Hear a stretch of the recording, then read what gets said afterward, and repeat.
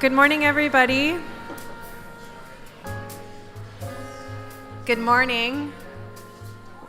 Thank you. Someone said it back. Good morning. And welcome to the 2023 Climate Change Summit. The summit is hosted by Niagara Region in partnership with Brock University, Niagara College, and the Niagara Peninsula Conservation Authority. My name is Suzanne Matter. I am from Niagara Region, and I have the privilege of being your MC today. So building on the success of the 2022 Climate Change Summit, this year's focus is on energy, with the aim to inspire the development of a community energy plan for Niagara Region to enhance energy efficiency, reduce consumption, and explore renewable or alternative energy sources and solutions. So we hope that you are inspired today and you enjoy the wonderful speakers that we have. And we really thank you all for being here and participating and taking this time today. I know it's a full day, but we really appreciate you being here. So now I would like to welcome Brian Kahn, Indigenous Relations Advisor at Niagara Region, who will provide a traditional Indigenous opening.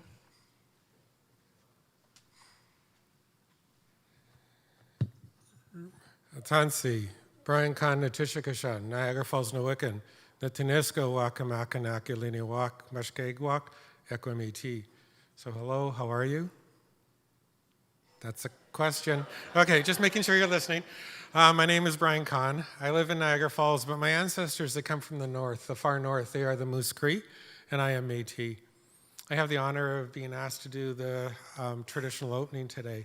That is an appropriate way to start all of our gatherings, but we also will be following this with a land acknowledgement. And for some, they occasionally look at the traditional opening as in exchange for the land acknowledgement. So I appreciate the fact that Niagara Region is doing the actual land acknowledgement. That is the responsibility of the non-Indigenous in their commitment towards acknowledging who was here first. So with that, I call to the Creator, the Great Spirit, Kisimanto. We are grateful to Him because He's given us many gifts. And among those gifts, and the greatest of them all, is Mother Earth. And Mother Earth is here to protect us and provide us with everything that we need. In fact, we need her. She doesn't need us. And so we're grateful to those gifts that she does provide us. The plants and medicines that help heal our bodies, that nourish us, we're grateful to each of them. We're grateful to the tree nation that stands tall. It provides us with the materials to make our homes, the materials to build our fires so that we can have warmth, we can cook our food, but we can have our ceremonies as well. So we're grateful to the tree nation. We're grateful to the two-legged, the four-legged, the swimmers, the crawlers, the flyers. They live with us. They share their space with us. They gift themselves to us. They provide us with food, medicine, tools to use, our clothing, even our housing. So we're grateful to each and every one of them. And I am told in my teachings that it was actually all of them, the two-legged, the four-legged, that were our first teachers. They were the ones who showed us how to live on this land and gave us an opportunity to experience all that we have. And so we are grateful to them even to this day. And I am told also that when a hunter goes out to harvest an animal out of respect, they use every part of the animal, that there is nothing left behind. And so as you see me standing here, I'm holding feathers. Every piece of the animal is used. And in this case, I have the wing of a turkey, and hiding behind it is an eagle feather. And that is my way of acknowledging and giving a responsibility to these feathers, that they were not just discarded because the animal was harvested, that they are being honored and they are being brought with me as part of my teachings that I share with each and every one of you. Up until recently, I did work for a school board, and one of the stories that I told to the children often was what is known as a creation story. And you're only able to give the creation story from your nation, so with my Moose Cree history and heritage, I have the honor of being able to tell the Cree creation story. And in that, the short version of it is, at the very end, all the animals and all that live on this land are actually living on the back of a great sea turtle. She gifted herself to us. But with that, there's also a responsibility through that great gift of that turtle and what she has offered us. We have a responsibility to look after her, to care for the water that flows over her back and that washes her. So for Climate Change Summit, this is an appropriate reminder of that great gift of the turtle and all the animals that they have provided to us.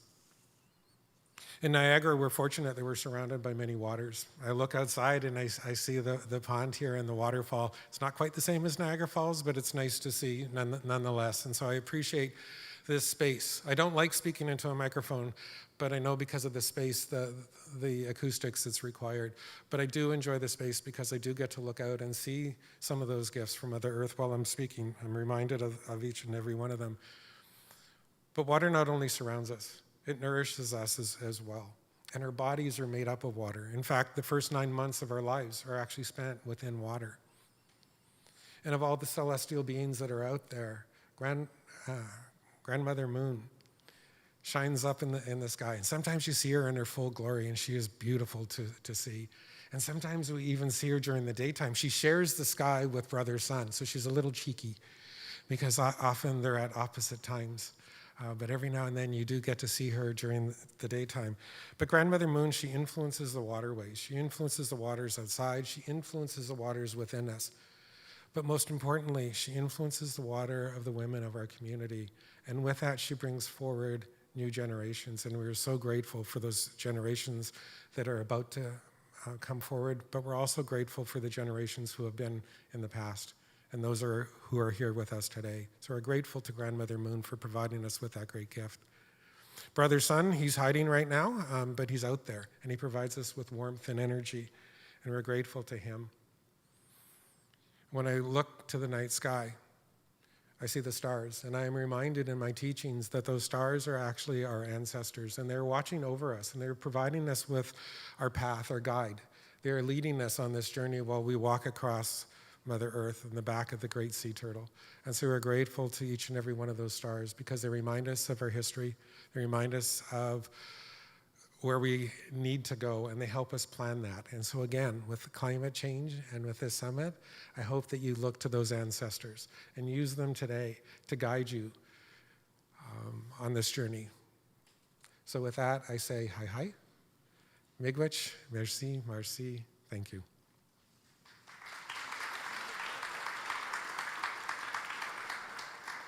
Thank you, Brian, for sharing your wonderful words of welcome today. Now I would like to invite Amanda Smits up from Brock University to provide a land acknowledgement.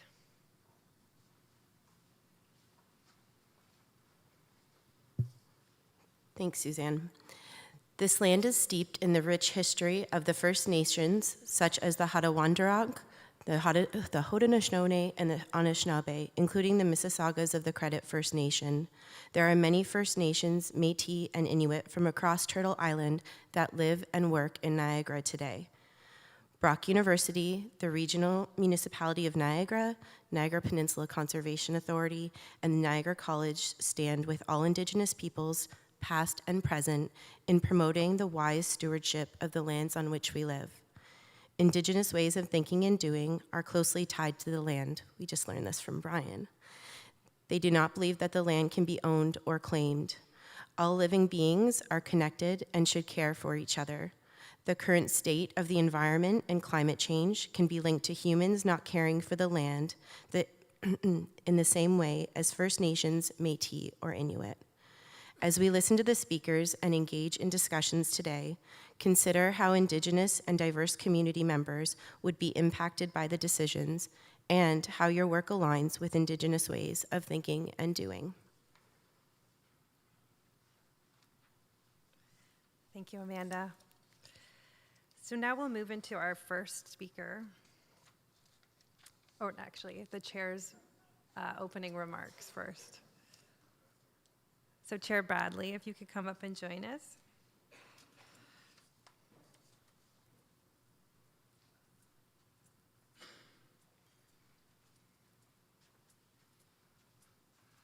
Thank you very much for that very kind and mercifully brief introduction today. I don't know if I qualify as a guest speaker at all, but I am pleased to bring greetings on this occasion, along with the number of members of Regional Council who are with us today at the various tables and are very interested in the deliberations. So on behalf of Regional Council, I want to thank you for joining us today.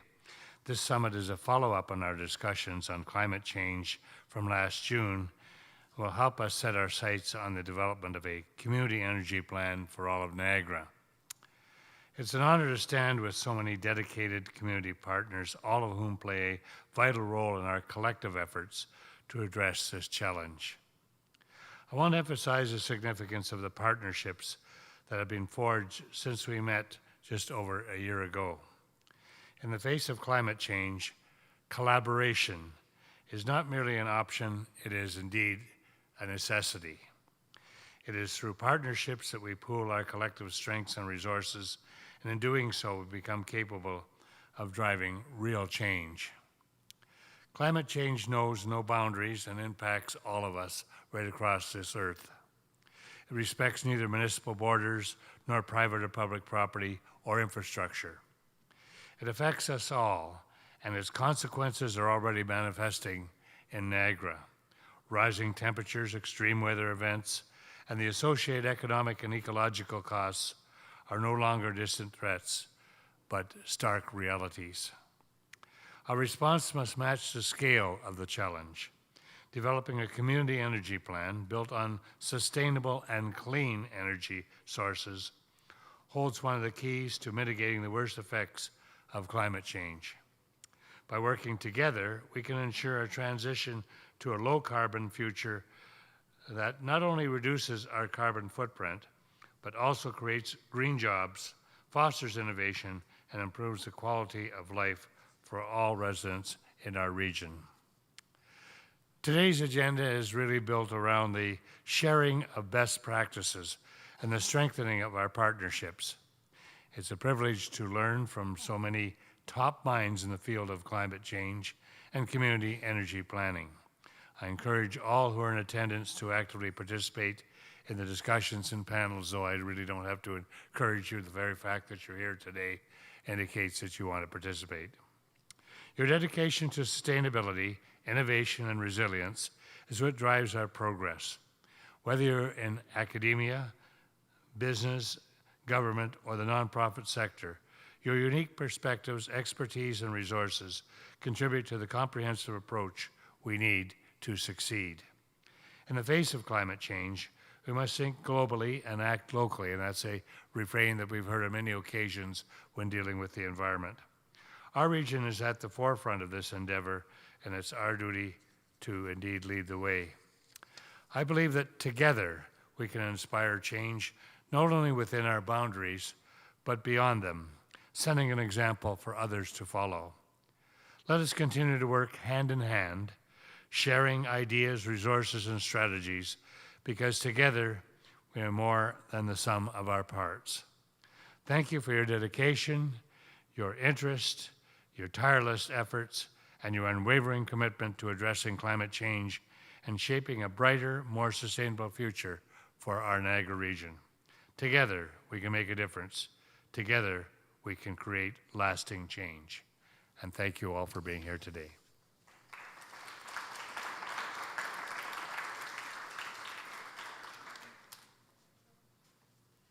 Thank you, Chair Bradley, for your words and your leadership on climate change and moving us forward. Next, we have a virtual address from the Minister of Energy, Honorable Todd Smith, who could not be here today but wanted to share a message with us. Good morning, everyone. Sorry I can't be with you in person today, but I didn't want to pass up a chance to talk to you about the exciting work that our government is doing to build a world-class electricity system that's reliable, affordable, and clean. As Ontario's Energy Minister, I'm proud to say that we're scoring high in all three of those areas. As a result of our work, Ontario has one of the cleanest electricity systems in the world, with about 90% of our generation producing zero emissions. With Ontario's strong economic growth, increased electrification, and a projected population increase of 2 million people over the coming decade, there will be a much greater demand for clean, reliable energy. That's why in July this year, we released Powering Ontario's Growth, laying out our plan to build the electricity infrastructure for a more electrified Ontario, where economic growth continues to drive new jobs and emissions continue to be reduced. The plan includes new zero-emissions nuclear power, the first large-scale build in more than 30 years at Bruce Power, along with small modular reactors at the Darlington site, as well as distributed energy resources and clean, non-emitting renewable generation such as hydroelectric, wind, and solar that will leverage our government's largest energy storage procurement in Canada's history. Our storage procurement will allow intermittent resources like wind and solar to integrate into the grid in a way that wasn't possible before. Moreover, we have also increased energy efficiency programs in Ontario.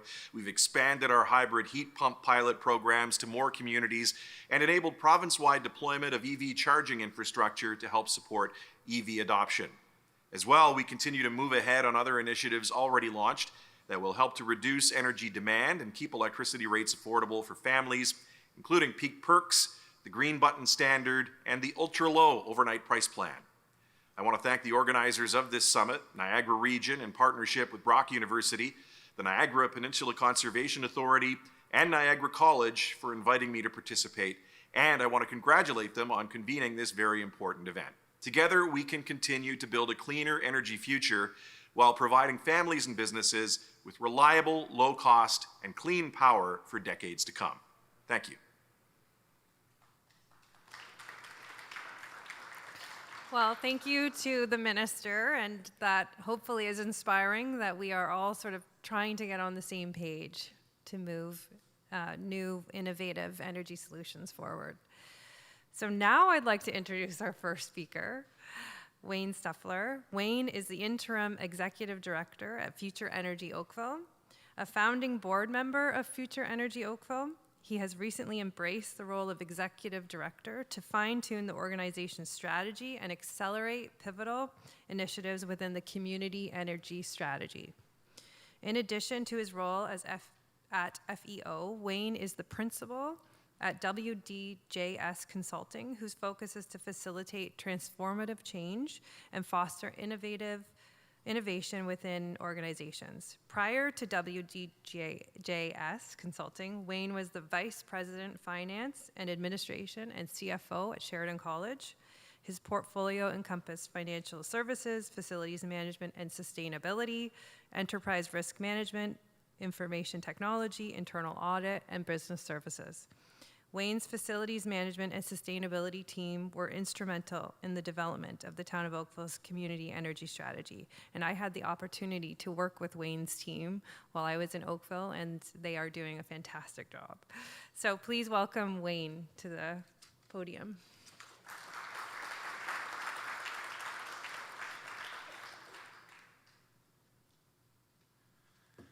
All right.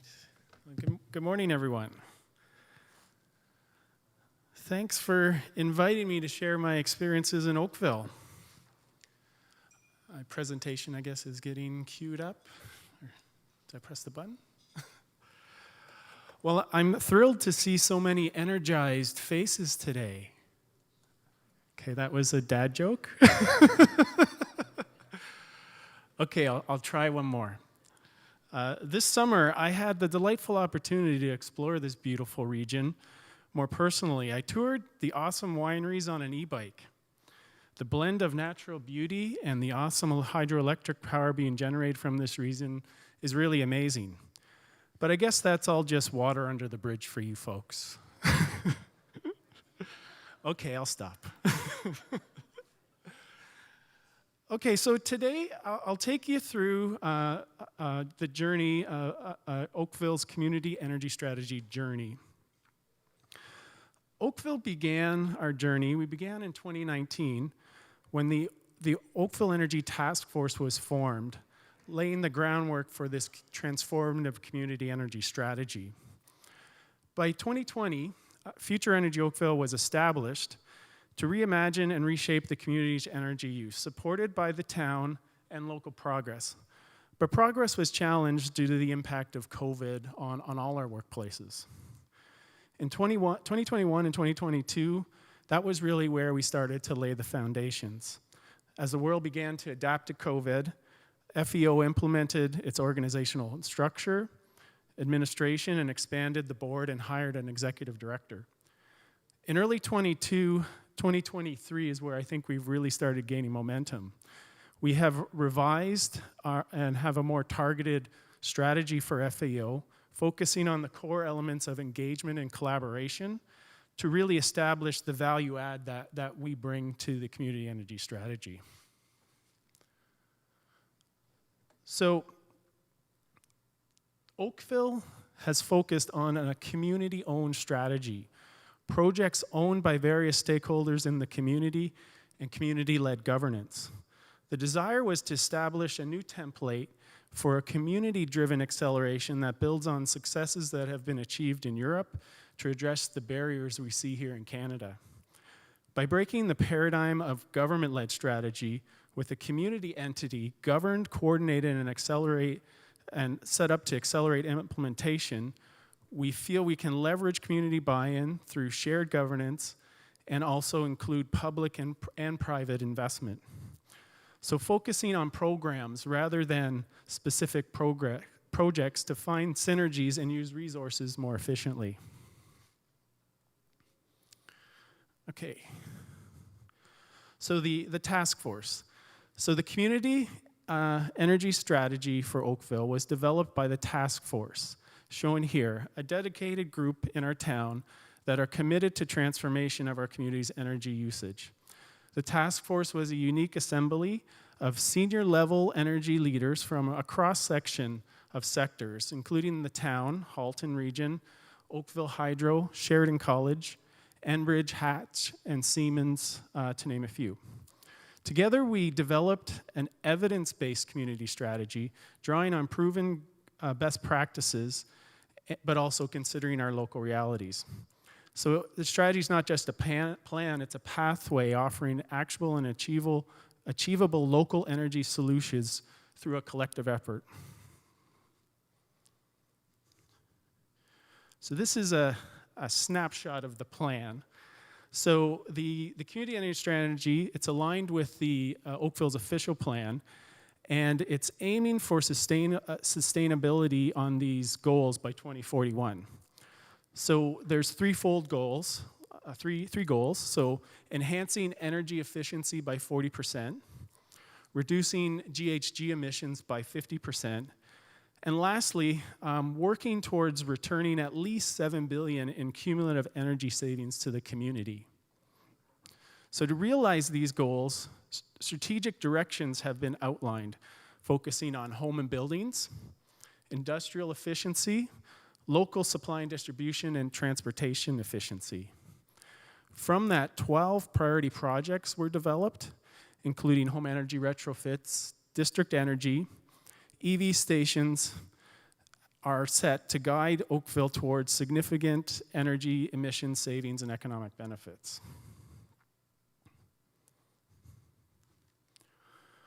So what does the economic opportunity look like for the community, or the value proposition? So this is from our analysis. So for Oakville, a transformation holds the potential to mobilize well over $5 billion in economic activity. These projects are anticipated to create more than 1,300 direct local jobs, but there's also going to be indirect and induced jobs, further stimulating the economy. The key to unlocking this transformative future lies in the simultaneous and large-scale execution of multiple projects. Consider district energy as an example. The initiative demands the establishment of enabling policies and guidelines, and ideally the adaptation of the provincial building code. It calls for the creation of neighborhood integrated and industrial efficiency energy master plans to harness waste, heat, and the potential to integrate wind and solar initiatives. So this model is not just for Oakville, it's a blueprint that's replicatable. Okay. So Future Energy Oakville. So what is it? So as I said, it was conceived by the community energy strategy as the implementation for the strategy. It's an independent, not-for-profit entity. crafted and dedicated to take on the task of realizing the CES goals. It's been, so it's like a beacon for action. It focuses on synergies across a multitude of projects, aligning investments and resources. It's about accelerating action, rallying the right individuals together, and maintaining on a collective focus on reaching the goals. In our community, 98% of the energy is consumed outside of the town's operations. So there's a glaring need for a robust, intertwined public-private approach to make it happen.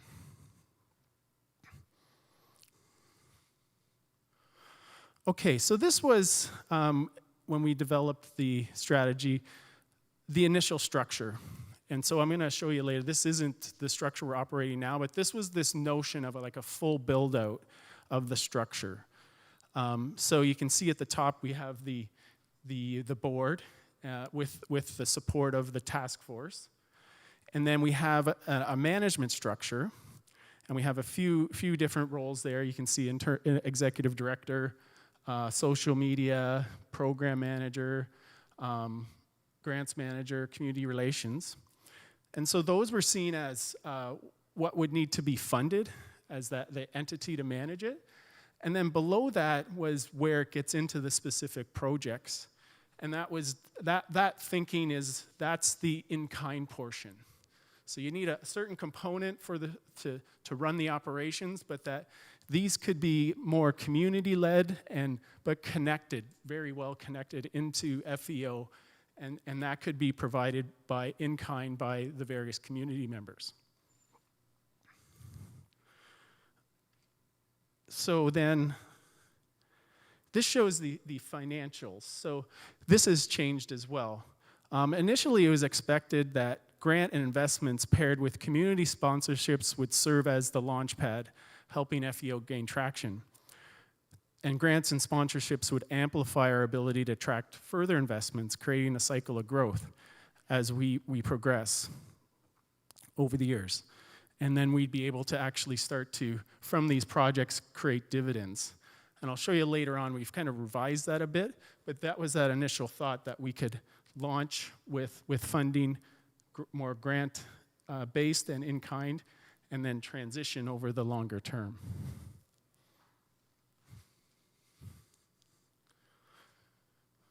Okay, so as I mentioned, we had a bit of a slowdown with the pandemic. We really started to move things forward in 2021. And so in March of that year is where we set up the governance for FEO, establishing it as a not-for-profit entity. And that's a really important step, is making sure there's strong, transparent governance, so that people feel confidence in the work you're doing, and also will help with the fundraising next steps. In May, we finalized an in-kind agreement with the town to support us for administration. Later that year, in September, we began recruiting more directors to the board. For the balance of 2020, the board deliberated on fundraising opportunities and the viability of hiring a permanent AD. And that was a bit of the funding challenge we had, was did we have enough funds to really attract a permanent AD? At the beginning of 2022, we began the recruitment for the executive director. We got a service agreement to support our finance administration from Sheridan College. And we also got some private sector sponsorship funding, so we were quite happy about that. We reviewed and provided feedback for a district energy study that was done by the town and Oakville Hydro. In spring brought more developments. We signed a fundraising consulting contract. May was a big milestone. We set up our branding and got approval for our communications and logo strategy, our website, and our social media channels.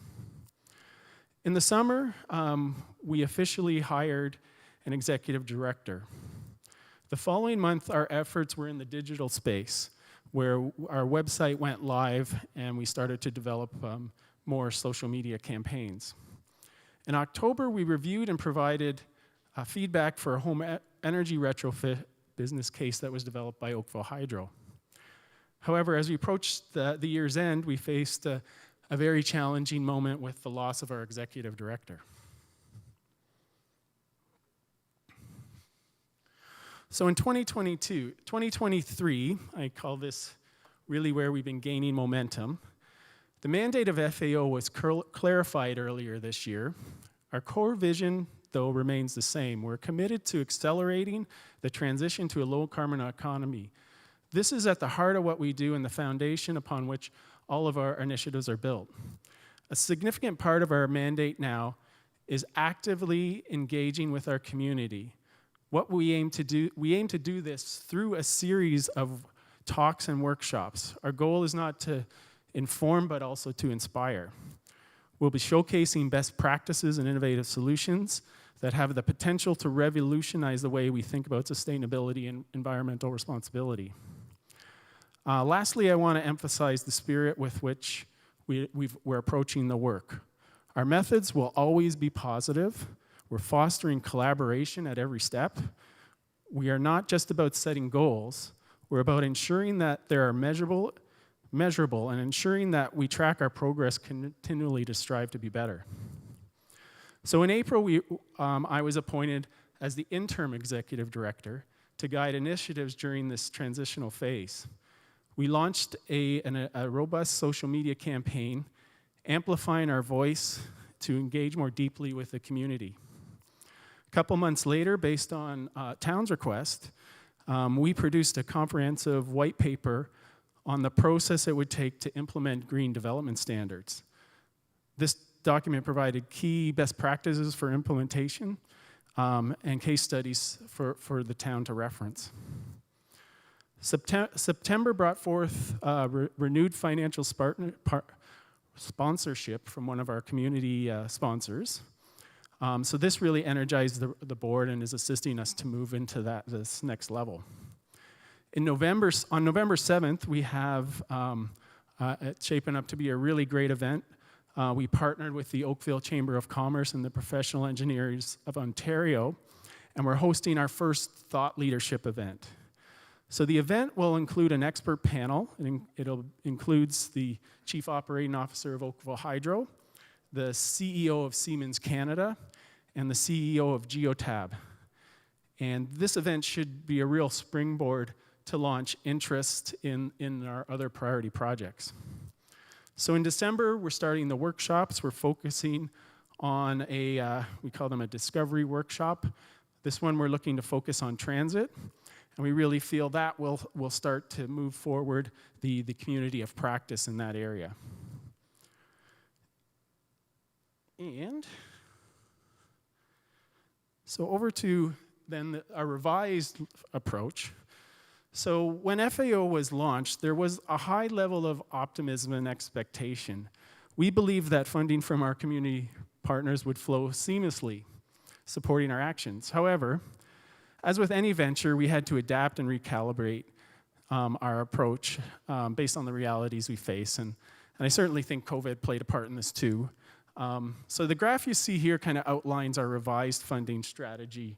And the bar on the far left is really the current year.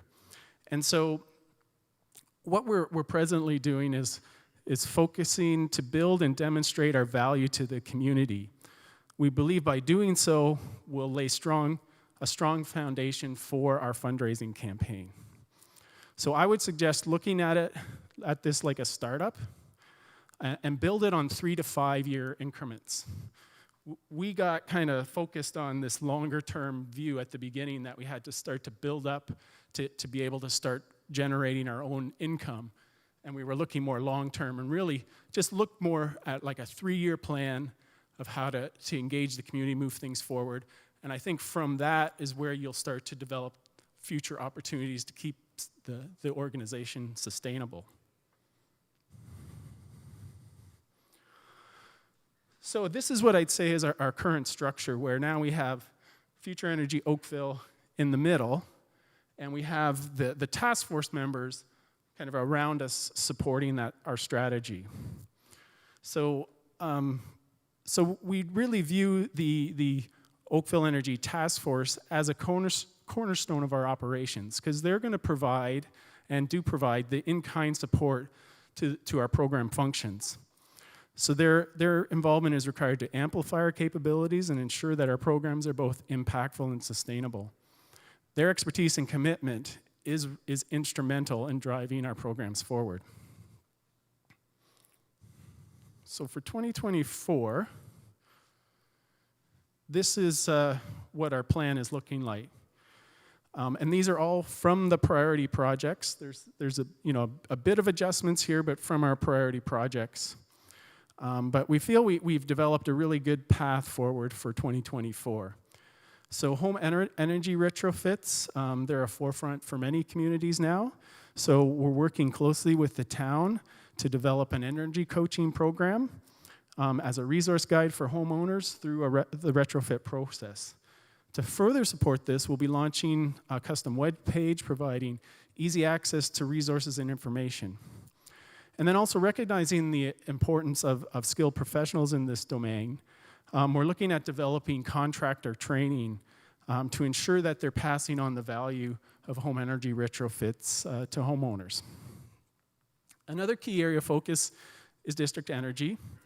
Following our preliminary case, I think we're poised now to look at the various options for an integrated energy master plan for our Midtown district, which is a large development right around the 403 and the GO station, which is, I think it's close to, the plan is over 10 years, additional 50,000 people. So our commitment to advocacy and community engagement will manifest in many ways. So we're planning a series of thought leadership events aiming to bring together the experts and stakeholders to discuss pressing issues, but also the potential solutions. The discovery workshops, so more discovery workshops, to develop those community of practices so that we're sharing insights and finding additional collaborations and where we can give advice to the town in terms of public policy. A low carbon mobility plan is very important. Transportation is one of our largest GHG emitters. So working again with the town, we're looking at promoting alternate ways of transportation, expanding EV charging points, and engaging stakeholders. And lastly, our stakeholder engagement, as I've said many times, it's very critical. And with that too, launching a fundraising campaign to secure additional resources going forward. Plans are also in place to update the community energy strategy, including green development standards, which I think we're seeing is a very important component of a CES plan. So in conclusion, our implementation plan here is a reflection of our commitment to a sustainable future. And so we think with a clear roadmap, we're confident we're gonna make some great strides this coming year. And probably a really good one for you folks now is the lessons learned. So in the journey of energy, any organization is shaped by a bunch of factors which result in lessons learned. So it's clear that funding commitments are the bedrock on which our initiatives stand. They determine the scope, the scale, the feasibility of our work. Simply put, they drive what's possible. So this realization underscores the importance of having a robust fundraising strategy, and not just any strategy, but one that is thoughtfully developed before the organization's inception. Such foresight ensures the organization starts on solid footing and can really hit the ground running. Another insight we gathered is the value of phased growth.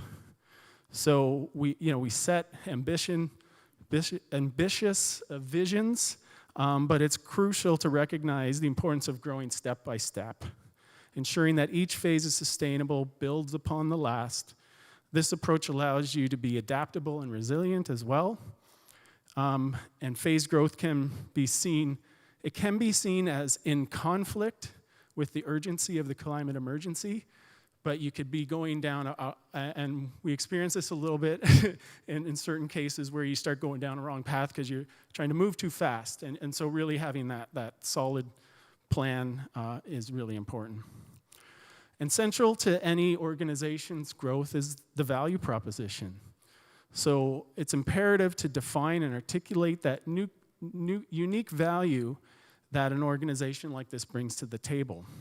It can serve as the guiding light. It informs decisions, and it helps people understand what it is you do. Lastly, well, optimism and forward thinking are great, but so is pragmatism. So contingency planning cannot be overlooked. Having a plan B and a plan C ensures that you're prepared for changes and other eventualities to navigate the challenges and uncertainties. So as we move forward, we do so, I think, with the wisdom of these experiences, but we're confident in our path, and we're also grateful for the continued support of our community.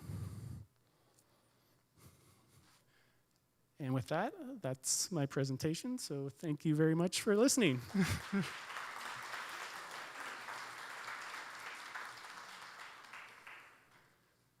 Okay, yeah, happy to take any questions, if anybody's got any questions for me.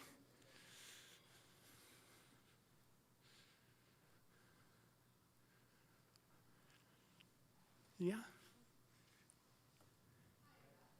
Thanks for bringing a mic over here.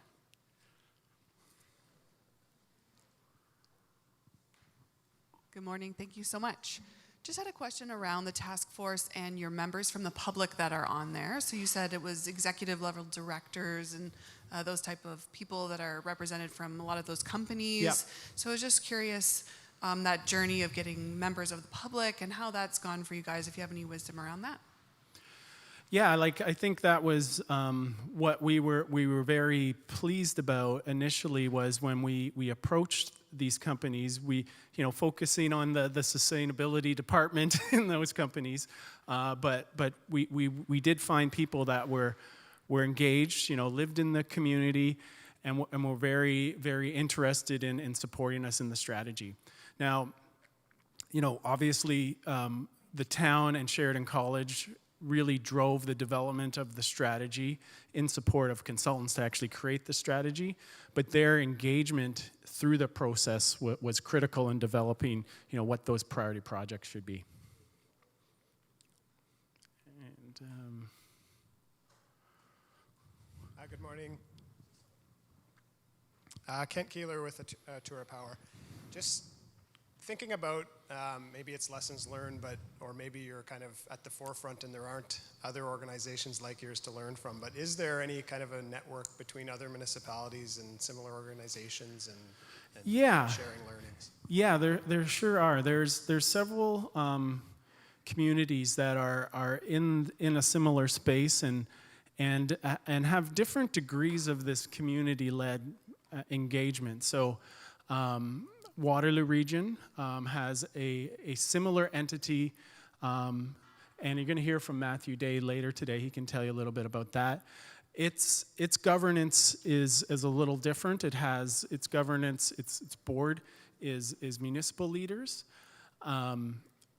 Durham region has a good, well-developed strategy. They have a group like us, and I think they're actually trying to develop that group. It's an advisory group, but I think they're trying to develop it more along the lines of what we're doing. And Brampton has launched a group, CSAT it's called, Community Energy Transformation, something like that. And they've launched earlier this year, and they're very similar in terms of their structure, where it's a independent, not-for-profit board that's leading the entity that's driving the community's energy strategy. Any other questions? Yeah, far in there. You talked about your white paper that you brought forward to the town. How was that received, and is it shareable? Oh yes, I'm happy to share that. I'll just confirm that with the town before I say that. But yeah, it's really it was well received. I think we're seeing that element of green development standards proliferating all across Ontario. You might hear Toronto green standards are seen as a really great Marquee one.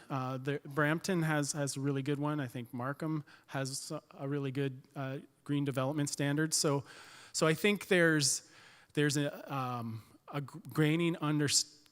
greater understanding for them. There's that notion that developers are a little reluctant, and I would say they just want to know what the rules of the game are. So actually having more specific standards helps them, and they know everybody has to play by the same rules. So I think it was helpful.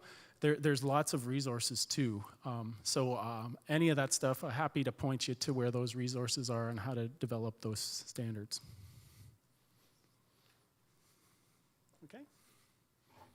Oh, one more question.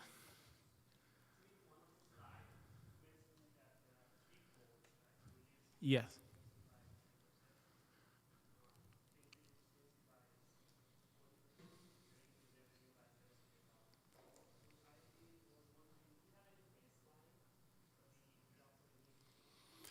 Yeah, so the question was our goals. It's a 40% increase in energy efficiency by 2041, 50% reduction in greenhouse gas emissions by 2041, and $7 billion in economic savings by 2041.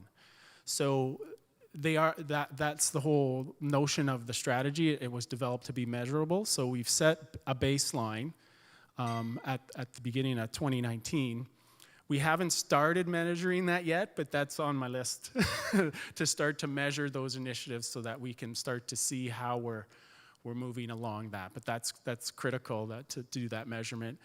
And I think a lot of people now are saying it was based on that Paris Climate 2041. Now it's really net zero by 2050. So I can see us in our revision to the CES incorporating that into it. Okay, yeah. Last question.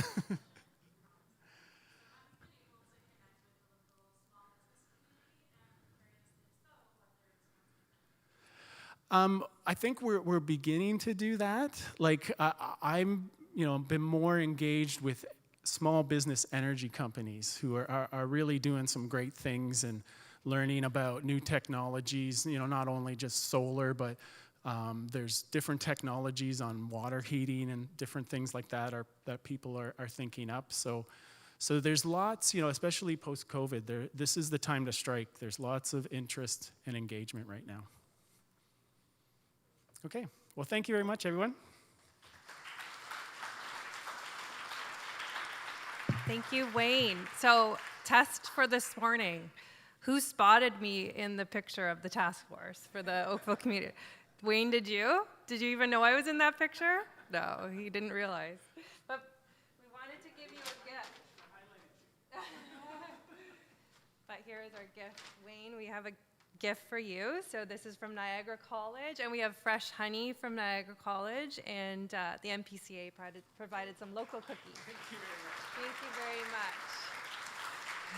So as you can see, the Oakville Community Energy Strategy and FEO, it lives in my heart. I was part of founding the task force and doing that engagement work to get Hatch and Siemens, and it was lots of meetings and convincing, but it was easier to convince because there's a huge business development opportunity, and there's a huge economic opportunity in community energy planning. So it's very exciting to see FEO here today and moving forward. So thank you so very much, Wayne.